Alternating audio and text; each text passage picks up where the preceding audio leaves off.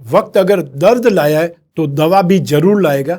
मुसीबत जब भी आई है, हल साथ में आया है। क्या ऐसा कभी हुआ है कि रात के बाद में सवेरा नहीं हुआ हो?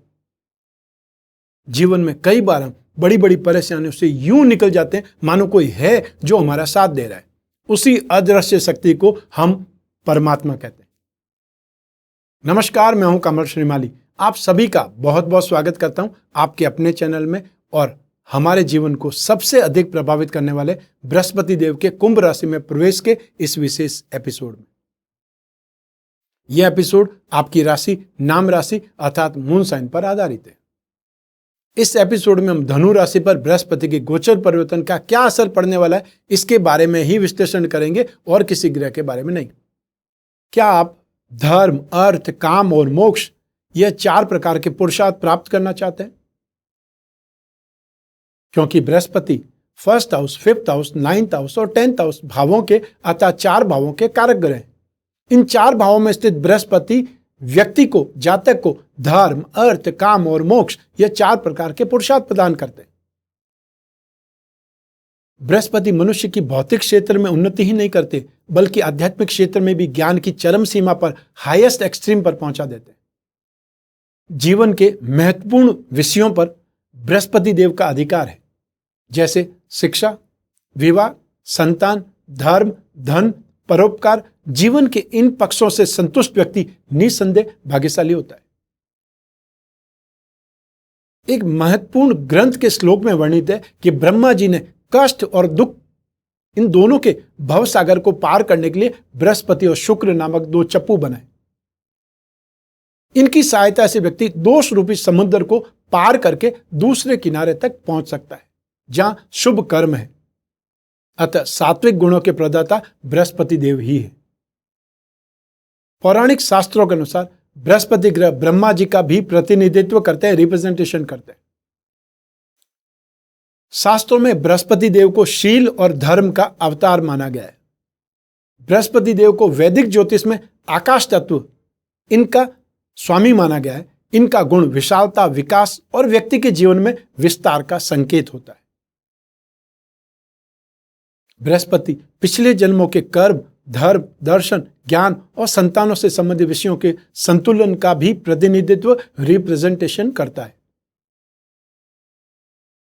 यह शिक्षा और ज्ञान के प्रसार से संबंध है। जिनकी कुंडली में बृहस्पति उच्च होता है वे मनुष्य जीवन की प्रगति के साथ साथ कुछ मोटे या वसायुक्त हो जाते हैं, अतः चर्बी वाले लोग हो जाते हैं, किंतु उनका साम्राज्य और समृद्धि बढ़ती ही चली जाती है। मधुमेह अर्थात डायबिटीज, इसका सीधा संबंध कुंडली में बृहस्पति से माना जाता है। पारंपरिक हिंदू ज्योतिष के अनुसार बृहस्पति की पूजा आराधना पेट को, आंतों को प्रभावित करने वाली बीमारियों से छुटकारा दिला सकती है तथा पापों का नाश कर सकती है। कर्क राशि 4th नंबर की राशि में बृहस्पति उच्च के तो मकर राशि 10th नंबर की राशि में नीच के माने जाते हैं। ये धनु राशि और मीन राशि के स्वामी हैं। सूर्य, चंद्रमा और मंगल के साथ में इनकी मित्रता है, तो शुक्र और बुध के साथ में शत्रुवत संबंध रखते हैं। राहु और केतु और शनि के साथ में इनका संबंध तटस्थ है, न्यूट्रल है। चंद्र लग्न अर्थात राशि से 2nd, 5th, 7th, 9th और 11th हाउस में जब भी गोचरवश बृहस्पति देव आएंगे शुभ फल प्रदान ही करेंगे। शेष भावों में इनका फल सामान्य या अशुभ माना गया है। बृहस्पति कुंभ राशि में प्रवेश करने पर मिथुन राशि को 5th दृष्टि से, सिंह राशि को 7th दृष्टि से और तुला राशि को 9th दृष्टि से दृष्टिपात करेंगे। बृहस्पति देव जहां जहां भी दृष्टिपात करते हैं वहां वहां अपना शुभ प्रभाव दिखलाते हैं। 6 अप्रैल 2021 को बृहस्पति धनिष्ठा नक्षत्र के 3रे चरण में प्रवेश कर जाएंगे अर्थात कुंभ राशि में प्रवेश कर जाएंगे और 14 सितंबर तक कुंभ राशि में ही रहेंगे। धनिष्ठा नक्षत्र का स्वामी मंगल है। इस नक्षत्र के 3rd चरण के स्वामी शनिदेव है। 20 जून 2021 को बृहस्पति वक्री हो जाएंगे और वक्री बृहस्पति ज्यादा शुभ माने जाते हैं, क्योंकि पापी ग्रह जब वक्री होते हैं तो अति पापी हो जाते हैं। शुभ ग्रह, सौम्य ग्रह जब वक्री होते हैं तो अति सौम्य हो जाते हैं। तो बृहस्पति तो अति सौम्य ग्रह, बहुत ज्यादा शुभ ग्रह। वक्री चाल से चलते हुए बृहस्पति 14 सितंबर 2021 को तीसरी बार फिर से मकर राशि में पुनः प्रवेश कर जाएंगे। आपको याद होगा 29 मार्च 2020 से लगा करके और 30 जून 2020 तक पहली बार बृहस्पति मकर राशि में प्रवेश किए थे, वो ट्रेलर था। 20 नवंबर 2020 से 6 अप्रैल 2021 तक भी बृहस्पति फिर से मकर राशि में थे और 2021 के मिडल में 14 सितंबर 2021 से लगा करके 20 नवंबर 2021 तक तीसरी बार बृहस्पति फिर से मकर राशि में होंगे। ऐसा बहुत कम देखा जाता है, ऐसा बहुत कम पाया जाता है, लेकिन यह विलक्षण है। 18 अक्टूबर 2021 को बृहस्पति देव फिर से मार्गी हो जाएंगे और फिर 20 नवंबर 2021 को एक बार फिर से सेकंड टाइम कुंभ राशि में लौट आएंगे। बृहस्पति और शनि की युति समाप्त हो चुकी है। बृहस्पति के कुंभ राशि में आने से राहु की दृष्टि भी अब नहीं है बृहस्पति पर। अब कोरोना वायरस का असर समाप्त होने लगेगा। वो घड़ी, वो डेट, वो समय आ चुका है जब इस वायरस से हम सुरक्षित होने जा रहे हैं। लेकिन ध्यान रखना पड़ेगा कि 14 सितंबर 2021 से 20 नवंबर 2021 तक फिर से नए रूप में कोरोना वायरस का हमला संभव है। उस समय भी बृहस्पति देव फिर से मकर राशि में होंगे, शनि के साथ में होंगे, राहु की दृष्टि में होंगे। बृहस्पति देव के इस राशि परिवर्तन का प्रभाव सभी राशियों पर होगा। तो आइए इस राशिफल के माध्यम से डालते हैं उन प्रभावों पर एक नजर आपकी राशि पर कि आपकी राशि को क्या मिलने वाला है, शुभ या अशुभ, लाभ या हानि, यश या अपयश। आइए नजर डालते हैं। बृहस्पति आपकी राशि भाव अर्थात फर्स्ट हाउस और सुख भाव फोर्थ हाउस के स्वामी हैं तथा राशि से थर्ड हाउस में तीसरे भाव पराक्रम भाव में गोचरवश बृहस्पति देव का प्रवेश होगा। कुंभ राशि में बृहस्पति के प्रवेश होने से सेवंथ हाउस ग्रह सुख भाव, नवम भाव भाग्य भाव और एकादश भाव अर्थात लाभ भाव पर दृष्टि होगी। बृहस्पति की 3 दृष्टियां इंपॉर्टेंट है और बृहस्पति की दृष्टि में ही अमृत है। बृहस्पति के राशि परिवर्तन से शारीरिक पीड़ा होती है और खानदान वालों से, परिवार वालों से झगड़ा होता है, विवाद होता है। कामकाज में, रोजगार में भी विवाद उत्पन्न हो सकता है। कई बार नौकरी छूट जाने तक की नौबत आ जाती है, संभावनाएं बन जाती है। और इस गोचर में सरकारी कर्मचारियों से विरोध होगा, फ्रेंड्स के साथ में कोई प्रॉब्लम होगी या फ्रेंड्स का अनिष्ट हो सकता है, नुकसान हो सकता है। फाइनेंशियल लॉस के साथ साथ मान सम्मान की हानि हो सकती है और जो ट्रैवल प्लान है वो भी सक्सेसफुल नहीं रहेंगे, फायदेमंद नहीं रहेंगे। फिर भी आर्थिक लाभ, आर्थिक राहत कहीं से भी हो जरूर प्राप्त होगी। आपको बृहस्पति के उपाय करने से अशुभता में कमी आएगी। भाई बहन के साथ में कुछ मतभेद होंगे और जो भी आपका कामकाज है, कैरियर है, जो एफर्ट करते हैं, उद्यम करते हैं, उसमें कमी या कम मेहनत के कारण उन्नति में कुछ कमी या नीरसता व्याप्त होगी। आलस्य हावी हो जाएगा। आपकी माताजी से मतभेद हो सकते हैं और जमीन जायदाद का, भूमि भवन का सामान्य सुख ही मिल पाएगा। आइए अब बात करते हैं बृहस्पति के दृष्टि फल की, क्योंकि बृहस्पति को 2 विशेष दृष्टि प्राप्त है। जिस भाव में बृहस्पति है, जिस राशि में बृहस्पति है, वहां से 5th हाउस और 9th हाउस अर्थात दोनों त्रिकोण पर और अपने से 7वें भाव पर 180 डिग्री पर तो हर ग्रह की दृष्टि रहती है। ऐसी स्थिति में बृहस्पति की दृष्टि 7वें भाव पर होगी अर्थात पंचम दृष्टि होगी, तो बृहस्पति अपनी 5वीं दृष्टि से दाम्पत्य सुख में सुखद अनुभूति देंगे। प्रेम संबंधों के लिए, रिलेशनशिप के लिए यह राशि परिवर्तन काफी अच्छा माना जाने वाला है। जो लोग शादी करने के इच्छुक हैं वे इस दौरान अपनी इच्छा पूरी कर सकते हैं अर्थात उनको जीवन साथी प्राप्त हो सकता है।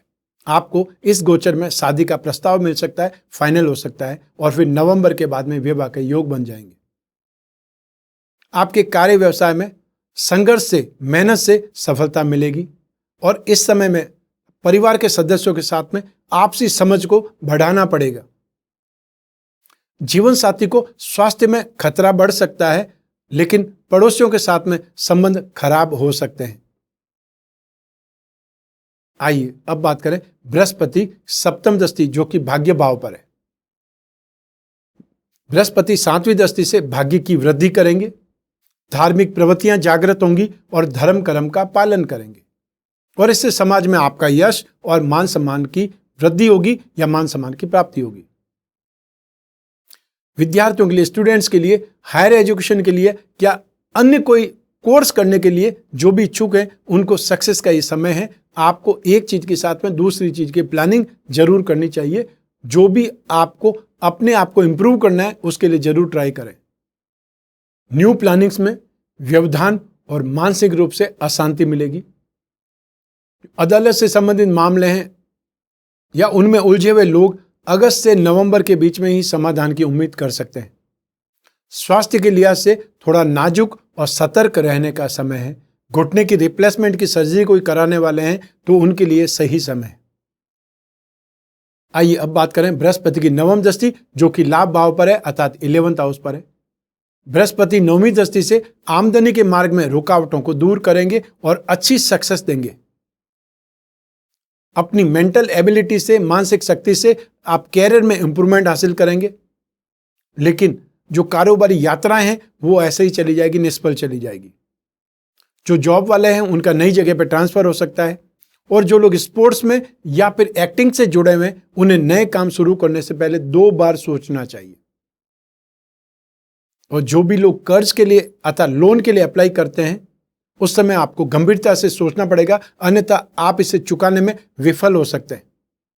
आइए अब बात करते हैं बृहस्पति देव अर्थात बृहस्पति ग्रह की शांति के वो विशेष उपाय।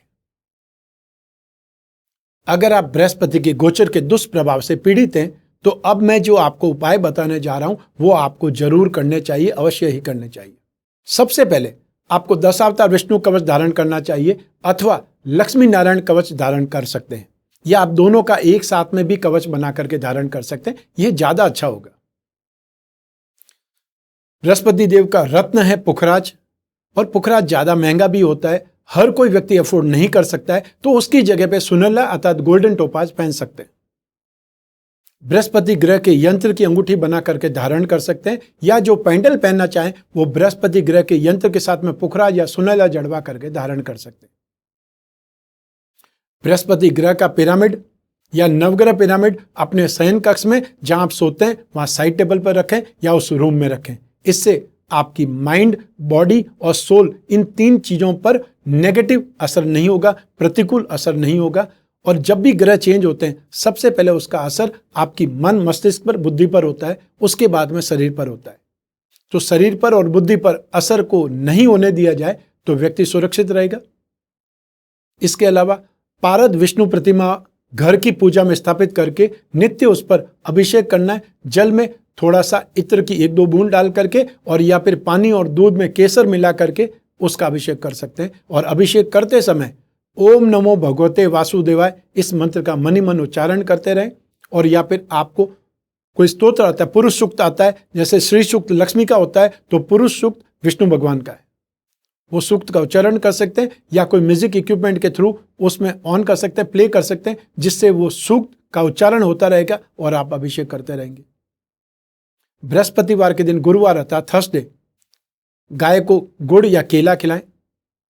लेकिन हर कंट्री में तो गाय देखने को मिलेगी नहीं, तो ऐसी स्थिति में गुड़, केला या चने की दाल इत्यादि पीली वस्तुओं का दान कर सकते हैं।